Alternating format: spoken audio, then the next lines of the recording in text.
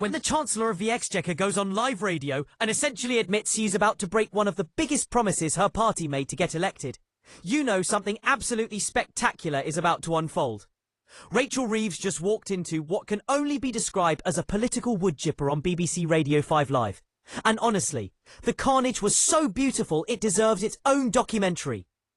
Manifesto pledges, thrown in the bin. Voter trust, apparently optional. The economy, well, that is the excuse for everything now, is it not? Quick favour, if you are loving this already, smash that subscribe button. Over 92% of you have not subscribed yet. It is free, takes literally 2 seconds, and honestly, means everything to us here at UK Secrets.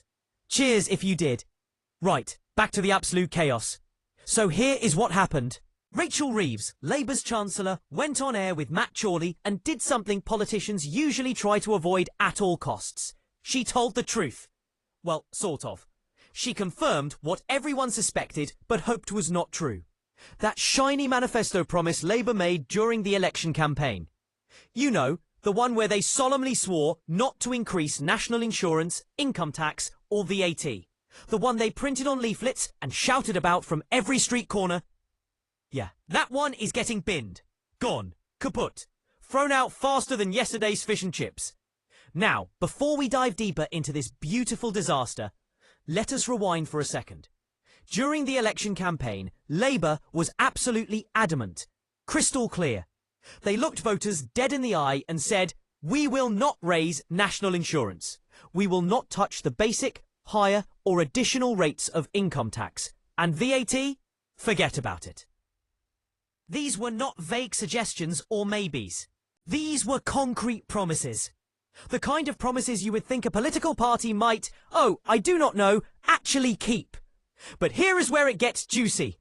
Matt Chorley, bless him, was not having any of Reeves's carefully crafted political spin. He came armed with the perfect ammunition. Lucy Powell's own words. You see, Labour deputy leader had recently warned that breaking manifesto pledges would damage trust in politics. Chorley essentially handed Reeves a shovel and invited her to dig her own grave. And dig she did. Reeves's defence? Oh, it's a classic. She trotted out the golden excuse that has saved politicians since the beginning of time. The economy made me do it. She claims that sticking to those manifesto promises would require deep cuts to capital spending. And apparently that would be just dreadful for productivity and growth. Because nothing says we care about growth quite like breaking promises to the people who voted you into power, right? Let us break down her logic here, because it is genuinely fascinating. Reeves argued that previous governments always took the easy option of cutting investment in rail, road, energy and digital infrastructure. Fair point, actually. But then, in the same breath, she's basically saying, so instead of cutting investment, we are going to cut our integrity and break our promises instead. It's like choosing between eating a sandwich that has fallen on the floor or one that's been sat in the sun for 3 days. Either way, nobody is happy.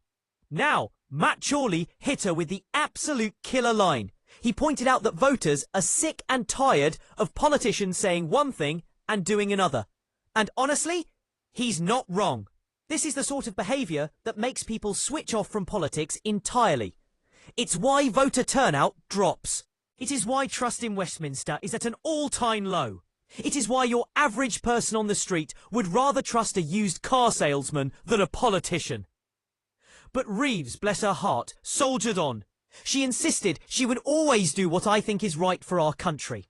Which is political speak for I am going to do what I want and frame it as noble. She outlined her priorities, cutting NHS waiting lists, bringing down the cost of living, and reducing national debt. All lovely goals. Absolutely brilliant. But here is the thing. You could have mentioned these priorities before the election. You could have been honest and said, look, we might need to raise taxes to achieve these things. But no, that would have required actual political courage. And then comes the best part. The bit where Reeves essentially admitted she knew raising national insurance contributions for employers would damage businesses before she even announced it last year. She just did it anyway. I recognise those decisions to increase taxes would have impact on business and on the wealthiest, she said. Translation: yeah, I knew it would hurt, but what are you going to do about it? I am the Chancellor. Her justification? Doing nothing was not an option.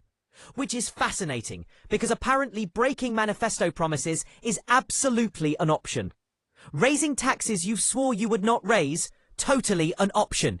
But doing nothing? Heaven forbid. Now, let's talk about the global issues card Reeves pulled out.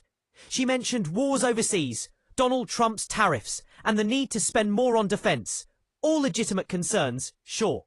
But here is the problem. These are not exactly shocking new developments. Trump's tariff obsession has been front-page news for years. Global instability? Not exactly a fresh headline. Defence spending? That conversation has been happening for decades. So claiming nobody could have foreseen these issues is like claiming nobody could have predicted it would rain in Britain. It is not that surprising. Reeves even said, and I quote, "I do not think anyone could have foreseen when this government was elected last year that we were going to be seeing these big increases in global tariffs and barriers to trade." Really? Nobody? Not a single person in the Labour Party thought Trump might cause economic turbulence? Nobody glanced at international news? Come on now. But wait, there is more. Because the Chancellor is not just planning to break one manifesto promise. Oh no, she is going for the full collection.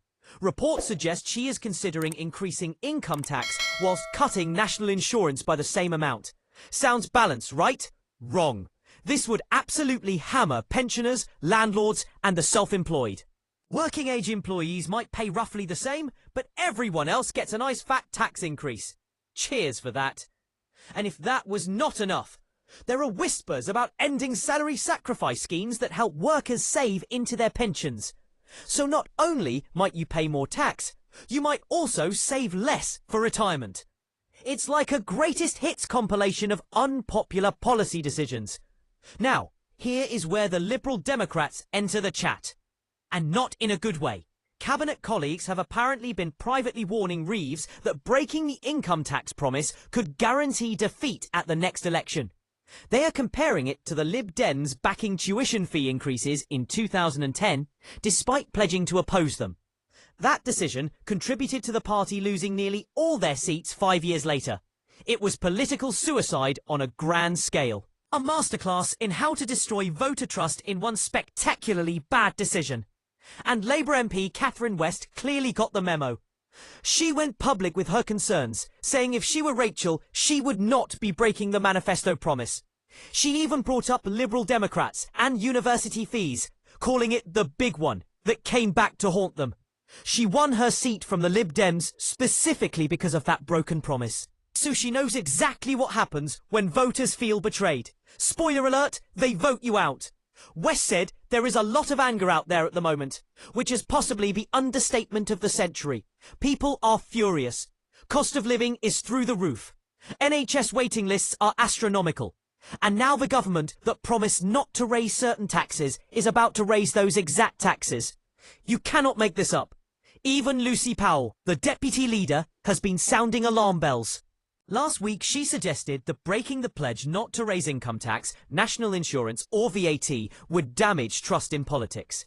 And she is absolutely right. But here is the kicker. Her own party is about to do exactly that.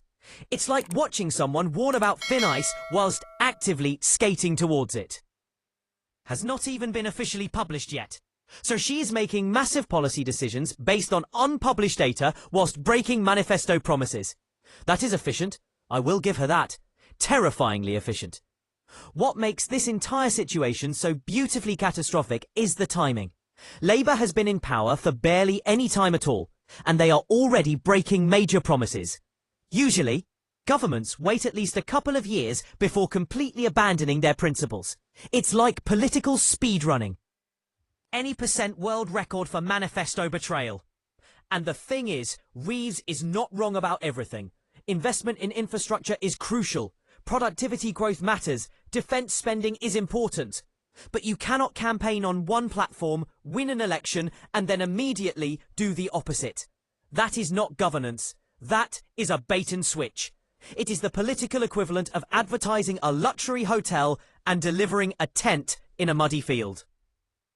The budget is scheduled for November 26, and honestly, it is going to be an absolute car crash. Popcorn sales are going to go through the roof, because now everyone knows what is coming. Tax rises, broken promises, and a Chancellor who has already admitted on live radio that she knew it would cause damage, but did it anyway. Matt Chorley absolutely destroyed Reeves in that interview, and the beautiful thing is, he did not even have to try that hard. He just asked the questions voters want answered, and let her responses do the rest. It was like watching someone dig a hole, fall into it, and then keep digging from the bottom.